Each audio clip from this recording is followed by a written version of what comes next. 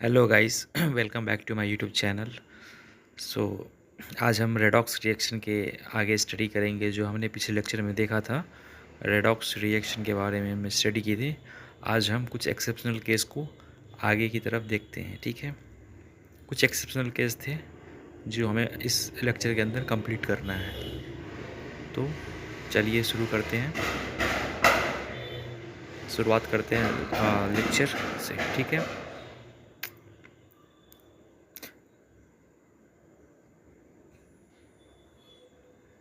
तो यहाँ पे हम एक एक एक मॉलिक्यूल एक कंपाउंड लेंगे जिसका स्ट्रक्चर है, जिसका फार्मूला है, मॉलिक्यूलर फार्मूला है, दैट इज़ H2S2O8। इसमें हमें सल्फ़र का ऑक्सीडेशन स्टेट कैलकुलेट करना है, ठीक है। तो हम कैसे कैलकुलेट करेंगे, तो सबसे पहले हमें स्ट्रक्चर का पता होना चाहिए, स्ट्रक्चर किस तरीके का होगा और उस स्ट्रक्चर के अंदर हम ऑक्सीडेशन स्टेट कैलकुलेट कर सकते हैं। तो चलिए हम पहले उसका स्ट्रक्चर बना लेते हैं, ठीक है। तो यहाँ पे हमने इसका स्ट्रक्चर बना लिया है। ये एस डबल बॉन्ड ओ है, फिर O O double bond S double bond O. यहाँ पे हमें पेरोक्साइड लिंकेज दिखने को मिल रहा है। तो पेरोक्साइड लिंकेज के अंदर क्या होता है, ऑक्सीडेशन स्टेट कितना हो जाएगा, दैट इज़ -1 हो जाएगा। यहाँ पे माइनस हर एटम का ऑक्सीडेशन स्टेट हम कैलकुलेट करेंगे, ठीक है। तो यहाँ पे हम बात करेंगे 2 सल्फर एटम है। तो 2 सल्फर एटम है जिसमें से इसका ऑक्सीजन का -2 हो जाएगा तो सल्फ़र का +1 हो जाएगा। यहाँ पे ऑक्सीजन का -2, यहाँ पे +1, यहाँ पे -2, फिर +2 यहाँ पे हो जाएगा और यहाँ पे -1 +1 हो जाएगा। तो सल्फ़र का ऑक्सीडेशन स्टेट कितना होगा यहाँ पे, तो सल्फ़र का ऑक्सीडेशन स्टेट हो जाएगा दैट इज़, यहाँ भी सेम उसी तरीके से हम सल्फ़र का ऑक्सीडेशन स्टेट लिख देंगे, ठीक है। और अब हम यहाँ पे क्या करेंगे, सल्फ़र का ऑक्सीडेशन स्टेट हमने लिख दिया है। अब हम कैलकुलेट करेंगे सल्फ़र का ऑक्सीडेशन स्टेट कितना होता है। तो सल्फ़र का ऑक्सीडेशन स्टेट कैलकुलेट करेंगे, जितने भी चार्ज है सल्फ़र पे वो हम जोड़ के लिख देंगे, दैट इज़ वो हो जाएगा, दैट इज़ ये हो गया 2 3 2 5 1 6, तो +6 ऑक्सीडेशन स्टेट हो जाएगा सल्फ़र का। और दूसरा भी सल्फ़र जो है उसका भी ऑक्सीडेशन स्टेट कितना हो जाएगा, वो भी हो जाएगा +6, ठीक है। तो अब हम बात करेंगे एवरेज ऑक्सीडेशन स्टेट की। एवरेज ऑक्सीडेशन स्टेट क्या होगा, तो एवरेज ऑक्सीडेशन स्टेट होगा that is charge percent of sulphur atom divided by total number of sulphur atom. जो ऑक्सीडेशन स्टेट है सल्फर का वो हम क्या करेंगे, ऐड करेंगे।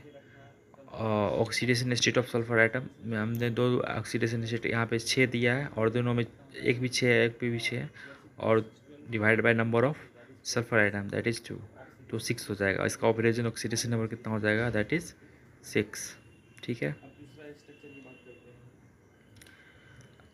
अब हम आगे बात करेंगे, इसके आगे बात करेंगे, ठीक है। तो हमें यहाँ तक कोई दिक्कत नहीं है समझने में, सब आराम से दिया हुआ है, सबका ऑक्सीडेशन स्टेट हमें दे रखा है। हमें सिर्फ और सिर्फ क्या करना है, सारे जितने भी ऑक्सीडेशन स्टेट सल्फर पे आएंगे उसको हम क्या करेंगे, ऐड कर देंगे, ठीक है। तो ये हो जाएगा +6।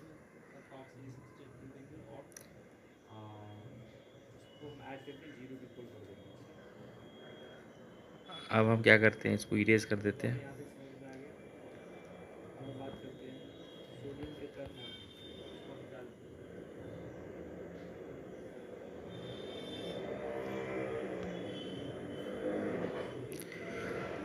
अब नेक्स्ट मॉलिक्यूल हम देखेंगे,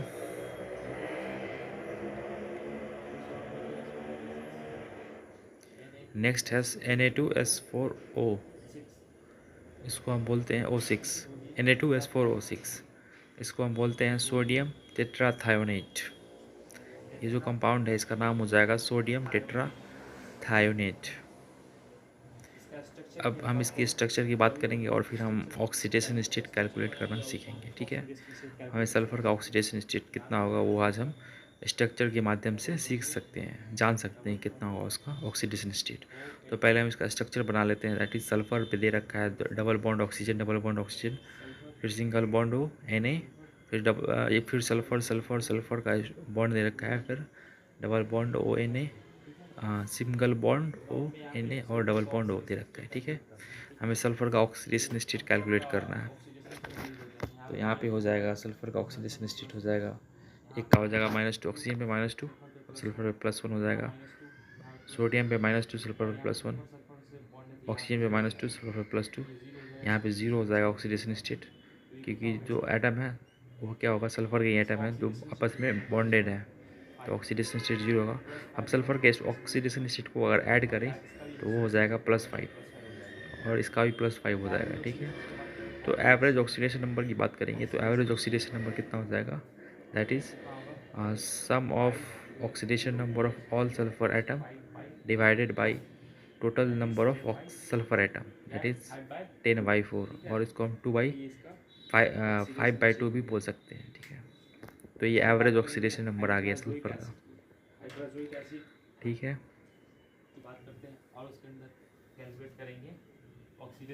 अब मीडियस करके और दूसरा स्ट्रक्चर की बात करते हैं, केमिकल स्ट्रक्चर की बात करेंगे।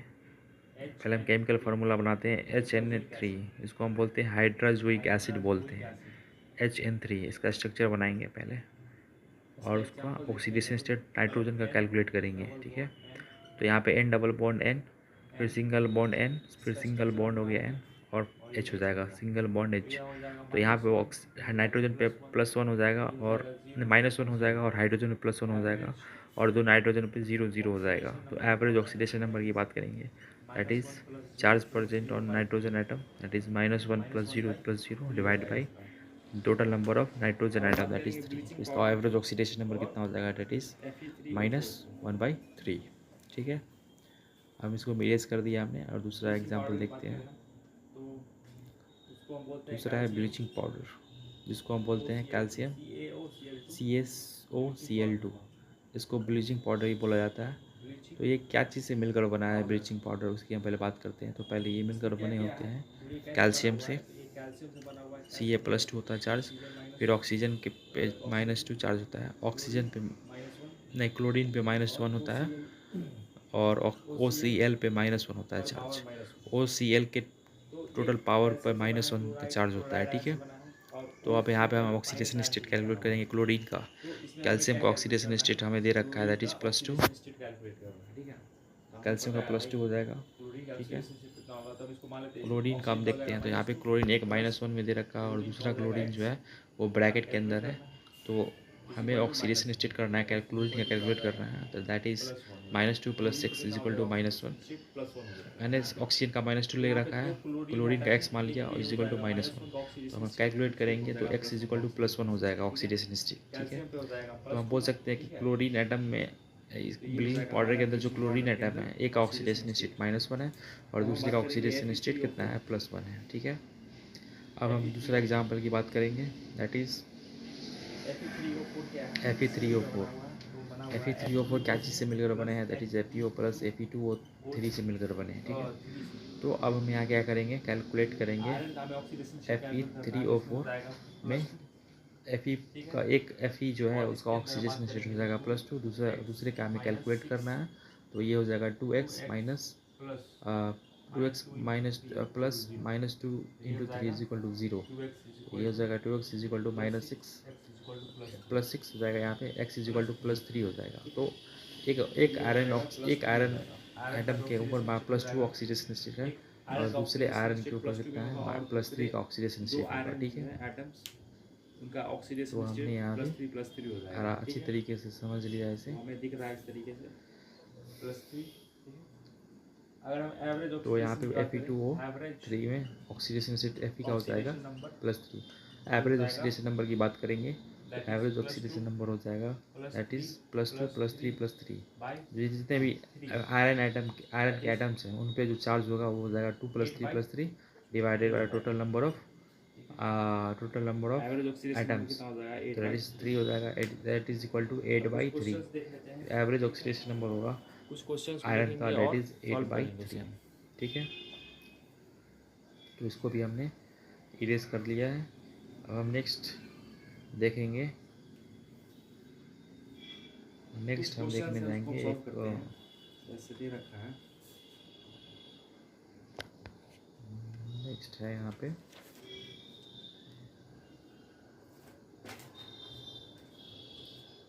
क्वेश्चन है यहाँ पे दे रखा है। क्वेश्चंस को हम तो चलिए सॉल्व करते हैं।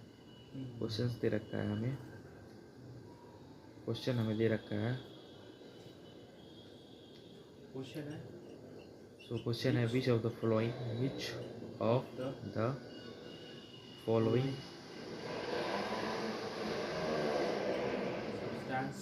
substance which of the following substance is serving as a reducing agent। ठीक है, हमें क्वेश्चन दे रखा है which of the following substance is serving as a reducing agent, तो उसे हमें कैलकुलेट करना है। तो हम बोल सकते हैं कि जो रिड्यूसिंग एजेंट होते हैं वो खुद को रिएक्शन दे रखा है, वो दूसरे को रिड्यूस करते हैं और खुद ऑक्सीडाइज हो जाते हैं। ठीक है, तो हम इस इक्वेशन के अंदर एक केमिकल इक्वेशन दे रखा है 14H plus Cr2O7 minus 2 plus 3Ni plus 7H2O plus 3Ni plus 2 Cr3 plus 3 है। ठीक है, तो इसका ऑप्शन दे रखा है, पहला है H प्लस, दूसरा ऑप्शन है Cr2O7 माइनस 2, तीसरा है दैट इज H2O वाटर, और चौथा है Ni निकल। ठीक है, आपको दिख तो रहा यहाँ पे हमें देखना है कि कौन सा सब्सटेंस है जो अपने आप को ऑक्सीडाइज कर रहा है, तभी तो दूसरे को रिड्यूस करेगा। तो जो अपने आप को ऑक्सीडाइज कर रहा है वही रिड्यूसिंग एजेंट हो जाएगा। तो हम देखते हैं इसमें से कौन सा सब्सटेंस है जो अपने आप ऑक्सीडाइज कर रहा है। तो हम पहले क्रोमियम का ऑक्सीडेशन स्टेट कैलकुलेट करेंगे Cr2O7 माइनस 2 के अंदर, तो वो हो जाएगा दैट इज, दूसरे को क्या करते हैं, यहाँ पे बोल सकते हैं दैट इज रिड्यूसिंग एजेंट, करते हैं जो दूसरे को क्या करे रिड्यूस करे। ठीक है, उसको हम रिड्यूसिंग एजेंट बोलते हैं। रिड्यूस करते हैं, तो ये रिड्यूस दूसरे को करते हैं उसको रिड्यूसिंग एजेंट बोलते हैं। तो यहाँ पे हम क्रोमियम Cr2O7 माइनस 2 को यहाँ पे हम देखेंगे। ठीक है, कौन सा हमें बात कर सकते हैं कि कौन सा यहाँ पे क्रोमियम का हमें ऑक्सीडेशन स्टेट कैलकुलेट करना है। ऑक्सीडाइज कर रहा है, तो हम चलिए कैलकुलेट करते हैं क्रोमियम का ऑक्सीडेशन स्टेट। बात करें सब ऑक्सीडेशन स्टेट, तो यहाँ पे हो जाएगा क्रोमियम हो जाएगा plus 2x plus minus 2 that is 2x। हमने दो क्रोमियम आइटम का निकालना है इसलिए 2x हमने ले लिया है। फिर माइनस 2 ऑक्सीजन का माइनस 2 ऑक्सीडेशन स्टेट होता है into 7 is equal to minus 2x is equal to 14 minus 2x is equal to क्या हो जाएगा दैट इज 12, तो x इज इक्वल टू 6। तो क्रोमियम का जो हमें ऑक्सीडेशन स्टेट हो गया वो हो गया +6 हो गया है। ठीक है, यहाँ पे निकल का ऑक्सीडेशन स्टेट 0 है। यहाँ पे हम बात करेंगे तो यहाँ पे कुछ पार्ट था, निकल का ऑक्सीडेशन स्टेट जो है यहाँ पे प्रोडक्ट साइड में जो आप देख सकते हैं, वहाँ पे जो गलती से वहाँ पे कुछ नहीं लिखा हुआ है, वहाँ पे होगा +2 में दे रखा है, प्लस कितना होगा दैट इज़ +3 होगा ऑक्सीडेशन स्टेट निकल का रिएक्शन साइड के अंदर। ठीक है, +2 होगा, सॉरी +2 होगा निकल का ऑक्सीडेशन स्टेट प्रोडक्ट साइड में। ठीक है, तो हम यहाँ पे देख सकते हैं कि जो क्रोमियम प्रोडक्ट साइड में जो क्रोमियम है उसका +3 हो रहा है, मतलब कि क्रोमियम का क्या हो रहा है, रिडक्शन हो रहा है। क्यों नहीं, क्रोमियम का रिडक्शन हो रहा है और निकल का क्या हो रहा है, ऑक्सीडेशन हो रहा है। तो जो अपने आप को ऑक्सीडाइज कर रहा है, यहाँ पे देख सकते हैं क्रोमियम रिड्यूस कर रहा है +6 से +3 में आ गया, और निकल क्या हो रहा है 0 से +2 में चला गया। तो निकल का ऑक्सीडेशन हो रहा है और क्रोमियम का रिडक्शन हो रहा है। तो यहाँ पे हम देखेंगे जो ऑक्सीडाइज कर रहा है, जिसका ऑक्सीडेशन हो रहा है वही क्या होगा, हाँ उसका वही उसका आंसर हो जाएगा। तो यहाँ पे निकल आंसर हम क्या बोल रहे थे, यहाँ पे जिसका ऑक्सीडेशन होगा वही रिड्यूसिंग एजेंट होगा। तो यहाँ पे निकल क्या होगा, निकल का ऑक्सीडेशन हो रहा है तो रिड्यूसिंग एजेंट निकल हो जाएगा। तो option number 4 is the correct answer. ठीक है, अब हम इसको इरेज करके एक नया क्वेश्चन देखते हैं। Oxidation number of the underline atom in the following species, question दे रखा है। क्वेश्चन है the oxidation number of the underline the underline, the oxidation number of the underlined atom is in the following subspecies. Identify the incorrect option. Identify the incorrect option. ठीक है, identify the incorrect option. ठीक है, option दे रखा है, option A दे रखा है, ए में दे रखा है ClO3 that is ClO3 minus +5, इसमें इस +5. बी दे रखा है K2 CR2O7 इज +6. ठीक है, सी दे रखा सी है दे रखा है HAuCl4. इसका ऑक्सीडेशन स्टेट AU का क्या होगा, +3 दे रखा है. डी दे रखा है जो अंडरलाइंड एटम किया हुआ है, Cu2 अंडरलाइंड ऑप्शन जहाँ पे किया हुआ है उसी एटम का हमें क्या करना है, ऑक्सीडेशन स्टेट तो हमें कैलकुलेट करना है. तो यहाँ पे CU2O क्या हुआ, ऑक्सीजन का -1 दे रखा है. तो हम पूछ रहा है आइडेंटिफाई द इनकरेक्ट ऑप्शन. जो इनकरेक्ट है उसको हमें आइडेंटिफाई करना है. दे रखा है इसका एक्चुअली तो हम हर एक का ऑक्सीडेशन स्टेट कैलकुलेट करेंगे और फिर देखते हैं कौन सा इनकरेक्ट ऑप्शन होगा. -1. तो पहले हम क्लोरीन का ClO3 माइनस क्लोरीन का ऑक्सीडेशन स्टेट 5 दे रखा है. देखते हैं चेक करके ऑक्सीडेशन स्टेट 5 आता है या नहीं आता है. तो चलिए देखते हैं. तो पहले हम क्या करेंगे, क्लोरीन का मान लेते हैं ऑक्सीजन का -2, एक आइटम का -2, 3 आइटम है तो 3 हो जाएगा मल्टीप्लाई और इज इक्वल टू -1. तो चार्ज प्रेजेंट होगा दैट इज -1. हम बात करेंगे x कितना आ जाएगा. इसको हम सॉल्व करते हैं तो आएगा x की वैल्यू कैलकुलेट करेंगे वो हो जाएगा दैट इज +5 हो जाएगा. ठीक है, तो सही है, तो ये ऑप्शन सही है, मतलब ये ऑप्शन करेक्ट है. ठीक है. इनकरेक्ट हमें आइडेंटिफाई करना है, तो ये करेक्ट ऑप्शन है. ठीक है, दूसरा देखते फिर हैं. दूसरा देख रहे हैं K2 CR2O7. इसमें हमें क्या K करना का है, क्या हो जाएगा +1. तो इसमें हमें क्रोमियम का ऑक्सीडेशन स्टेट कैलकुलेट करना है. into पोटेशियम का एक +1 होता है तो 2 क्रोमियम आइटम का है हो तो जाएगा +2 हो जाएगा. फिर प्लस x क्रोमियम 2x हो जाएगा, Calculate एक करना आइटम क्रोमियम का का. x, तो क्रोमियम 2 आइटम दे -14. रखा था 2x माइनस, ऑक्सीजन का हमने ले लिया और ऑक्सीजन का एक ऑक्सीजन का -2 तो 7 ऑक्सीजन का -14 इज इक्वल टू 0. हमें x कैलकुलेट करना है दैट इज इक्वल टू ये हो जाएगा 2x x का वैल्यू हो जाएगा दैट इज +12. +6. ये हो जाएगा तो हमें x x का वैल्यू इक्वल कितना टू हो जाएगा? +6 आ गया है. ठीक है, तो यहाँ पे फिर यहाँ पे +6 आ रहा है. क्रोमियम का ठीक कितना है? होगा, +6. ये दोनों correct है. ओके, कोई बात नहीं है, तीसरा देखते हैं. सही चल रहा है.